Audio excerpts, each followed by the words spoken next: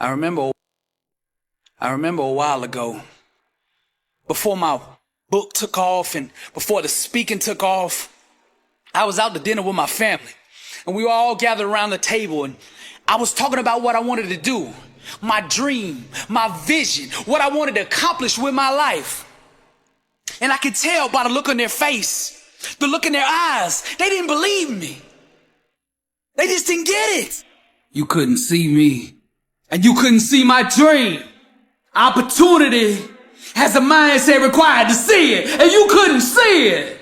Now I've been around long enough to know the haters are gonna hate, no matter what you do. So the way I see it, if they gonna hate, I'm gonna make them go all in on that jealousy. Ain't gonna be no halfway hating.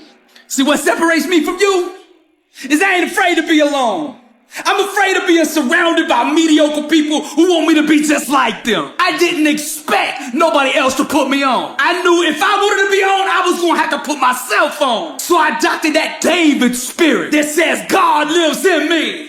And then I said to the world, who dare come against the name of the Lord? That warrior in you. That warrior in you knows me. There's a difference between talking about the struggle and actually being born from it. I accepted this a long time ago. I'm just different. And I gotta get comfortable being different. I'm not like everybody else. That 9 to 5 is not enough for me. I got global dreams, massive ambitions with kingdom intentions, classes in session. I really wanted that validation. I wanted somebody to look at me and say, I believe in you. But that's the way it's always been in my life. See, when you dream big, it's like you speak a different language. The common man, the average person will not understand a person who is dreaming on the next level. I got so mad inside, I couldn't wait to get back home. See, I just got this big 6-foot dry erase board on my wall, and I had set my goals big, I thought. Until I had that conversation with my family that did not understand who they were sitting across the table from. And when I got home, I ran straight up to my office. I grabbed that eraser and I wiped my dry erase board clean. All the goals that I had dreamed before, I wiped them off. And then I started writing bigger goals, bigger dreams, bigger ambitions.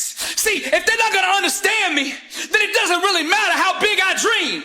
They're not gonna understand me anyway. So if I'm gonna dream, I might as well dream to the max.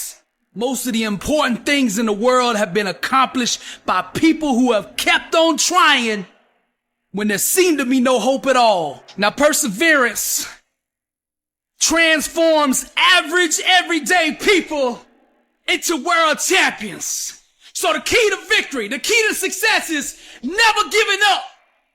You see, the more difficult your obstacles are to overcome, the more you must keep your reasons for succeeding in front of you. When life hits you with that brick and you get knocked down on that mat, and I'm talking to the Linda Rouseys of the world, the ones that have been knocked down once and twice, and everybody out there is calling you a failure, everybody out there saying it's over, what are you gonna do? Arise, champion. I don't even think they should be able to call you a champion until you've been beat. Because even losers keep going when they're winning. I got a question for you. Are you living life? Or is life living you? How bad do you want to be successful? Are you ready to level up in life? Are you ready to go to that next level? Are you sick of being average? I ask you again, are you living life? Or is life living you? I said we were dreamers once. As a snake must shed his skin to live, we must shed our religious dogmas to walk in the true power of God. For our gospel came not unto you in word only, but also in power. But the hour is coming, and now here, when true worshipers will worship the Father in spirit and truth. For the Father is seeking such people to worship him. God is spirit, and those who worship must worship in spirit and truth. And he said to them, to you has been given the secret of the kingdom of God. But for those outside, everything is in parables. We were dreamers once.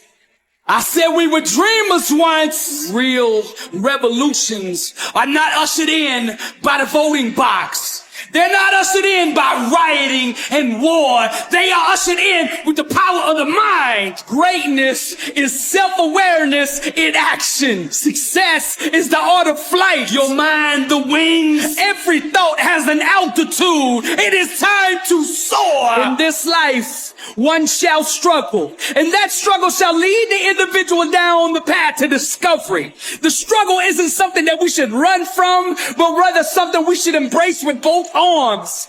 Trials and tribulations are but mere loyal, loving friends that give to us the gift of all gifts, self-awareness. And during these dark, difficult times, we will discover who we truly are. Personal transformation requires a constant examination of the mental programming and belief systems that have been accepted from the world. We must closely question, scrutinize, and dissemble each and every thought, making sure that our thinking will give birth to the type of life that we desire.